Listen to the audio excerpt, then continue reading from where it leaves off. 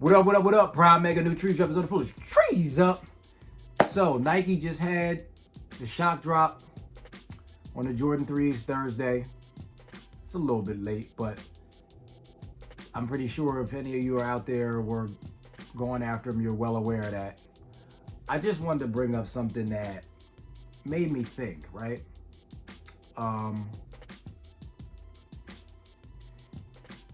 Maybe it's just me. But if it's a shock drop, why are we getting the announcement from Nike? It's a shock drop. Now, I remember at some points previous, I don't know, around 18 and 19, when you get a shock drop, it was out of nowhere. You had to know somebody that knew somebody that knew somebody to know, yo, Nike's getting ready to. But no, I get the message directly from Nike like, yo, we're getting ready to shock drop these things. So, which leads to my other question and my other point.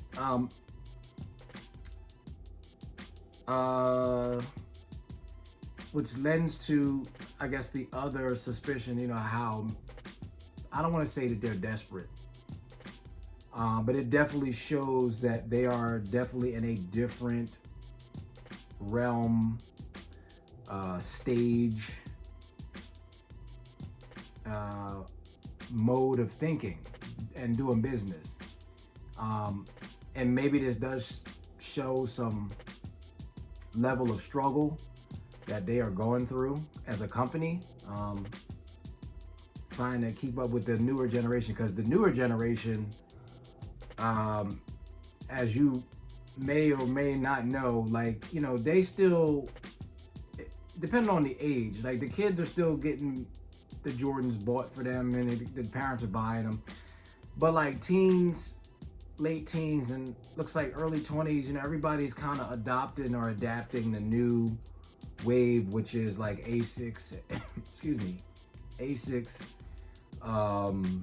New Balance,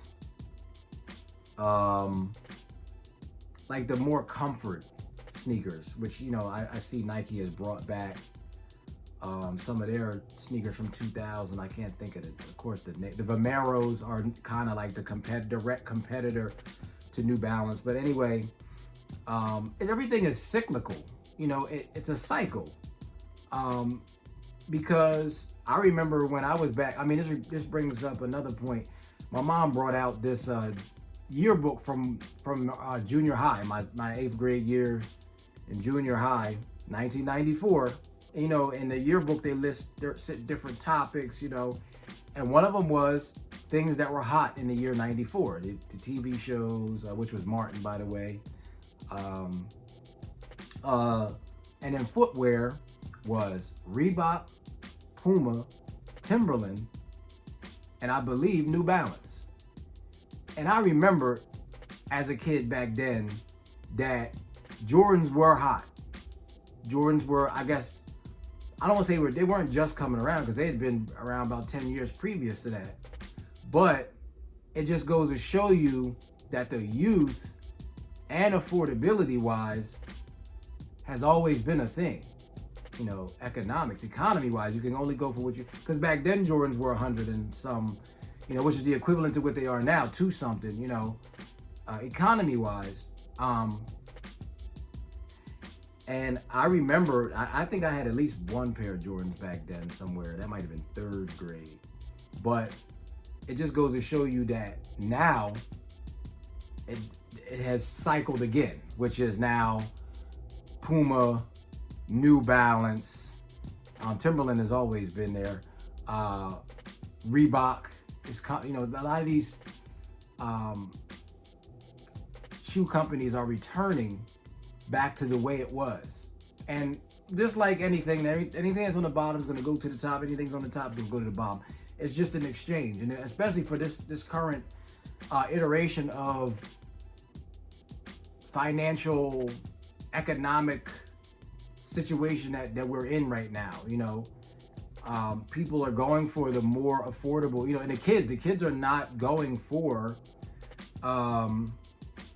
that expensive OG Nike stuff, and you can't be mad, because again, it's a struggle out here, economics wise. It's, stuff is not cheap, just the day to day living, food and everything else, it's just everything's taking a hit. So a lot of sneakers, you can still be fashionable and fresh and cool and get the drip going, but it got to make sense, economics. And so the kids are a lot, they're a lot smarter. They're not going through a lot of what we did, sacrificing and something. They're like, listen, we're going to go directly to, I want comfort. Because a lot of people complain that some Jordans are uncomfortable, Not me so much, maybe 4s for me. But I know that's different with everybody. But, these dad type sneakers, they're really comfortable. I mean, I had a pair of those RSX Pumas, and they're a chunky dad shoe, and I got to tell you, they're very comfortable. So I can only imagine. I've had New Balances too, even as a kid. I remember Etonics, New Balance. We had all of that stuff. Meanwhile, we were aware of brands like Nike and Jordan, but again, they were up. You had to be, economics. It had to be saving. You had to have money. But these other sneakers are so readily available. They're not as highly coveted, which makes them very easy to get. And like I said, to purchase. The price to retail is very reasonable. It makes sense of what's going on right now. So I say all that to say that even though Nike seems to be, I know if anybody's got stock in Nike or you're rooting for Nike. I mean, I'm a fan of Nike. I ain't gonna lie, but again, I have Reeboks, I have Pumas, I don't just stay in that one caveat, that one category.